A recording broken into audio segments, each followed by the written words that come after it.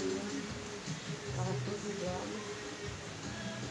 Aí dormi 2 noites só, já estamos chegando. 2 noites, né? 8 noites. Aí, Juliana, os gatos chegou tudo bravo aqui, minha filha, aí, ó. Pra Francisco pegar 2 dias hoje, 3 dias, e amanhã pegar um leitinho semana pra me dar eles.